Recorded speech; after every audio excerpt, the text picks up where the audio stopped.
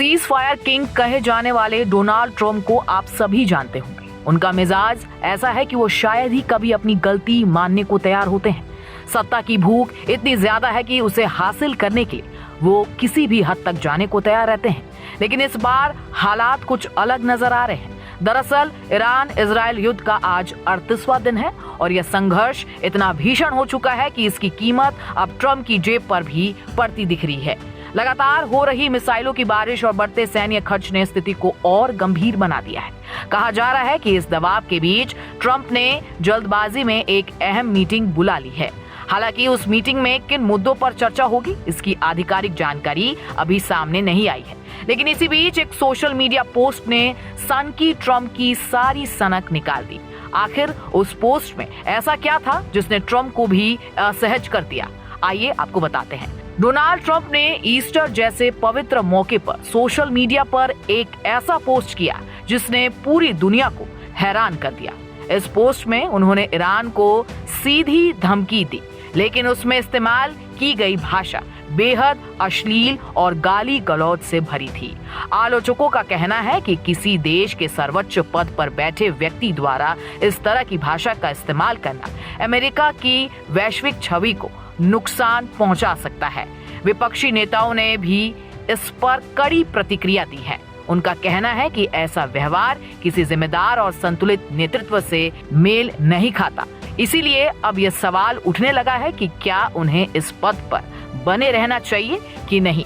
एक और बात जो सामने आ रही है वो ये है कि क्या है अमेरिकी संविधान का 25वां संशोधन। दरअसल मिडिल ईस्ट युद्ध के बीच यह पोस्ट और भी संवेदनशील माना जा रहा है। अमेरिकी संविधान का 25वां संशोधन राष्ट्रपति पद से जुड़ी असाधारण परिस्थितियों से निपटने के लिए बनाया गया था। 1963 में राष्ट्रपति जॉन एफ केनेडी की हत्या के बाद सत्ता के हस्तांतरण को लेकर स्पष्ट नियमों की जरूरत महसूस हुई, जिसके चलते 1967 में यह संशोधन लागू किया गया। इसका मुख्य उद्देश्य यह तय करना है कि अगर राष्ट्रपति की मृत्यु हो जाए, वह इस्तीफा दे दे या किसी कारणवश अपने कर्तव्यों को निभा नहीं पाए, असमर्थ हो जाए, तो सत्ता का हस्तांतरण किस तरह होगा। इस संशोधन में कुल 4 प्रावधान हैं जो अलग अलग परिस्थितियों में लागू किए जाते हैं। राष्ट्रपति को हटाने के लिए कौन कौन सी धाराएं लगती हैं, उस पर भी चर्चा करते हैं। दरअसल अगर धारा 4 के तहत राष्ट्रपति को पद से हटाने की प्रक्रिया शुरू होती है और राष्ट्रपति यह दावा करता है कि वह पूरी तरह सक्षम है, तो मामला सीधे अमेरिकी पार्लियामेंट के पास पहुंच जाता है। ऐसी स्थिति में उपराष्ट्रपति और कैबिनेट को 4 दिनों के भीतर अपना पक्ष पेश करना होता है।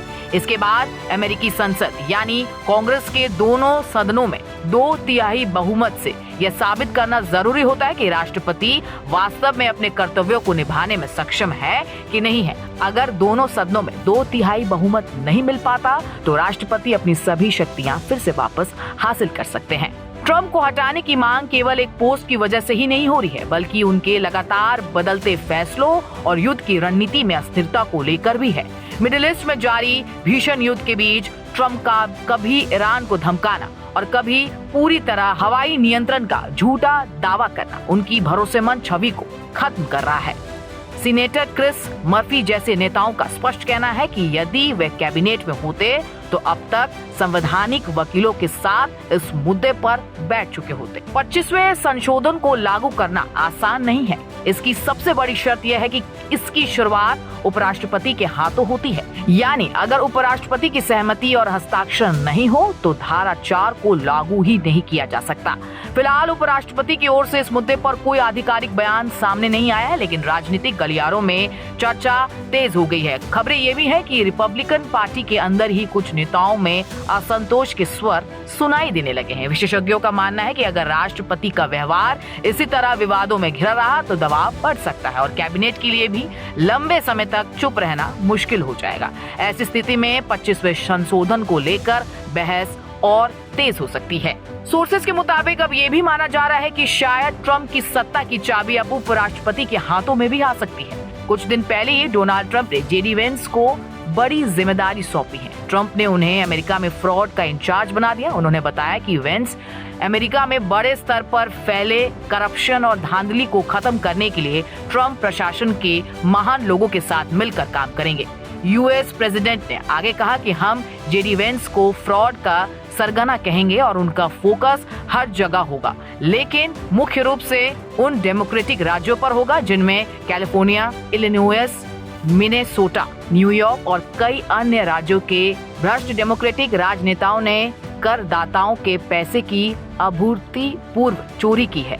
कुल मिलाकर मिडिल ईस्ट की जंग अब ऐसे मोड़ पर पहुंच गई है जहां हालात को संभालना दिन पर दिन मुश्किल होता जा रहा है। बढ़ता तनाव सिर्फ क्षेत्रीय नहीं बल्कि वैश्विक राजनीति पर भी असर डाल रहा है। ऐसे माहौल में अगर भविष्य में जेडी वेंस अमेरिका के राष्ट्रपति बनते हैं तो ये देखना दिलचस्प होगा कि उनके नेतृत्व में अमेरिका की सत्ता और नीतियां किस दिशा में जाती है।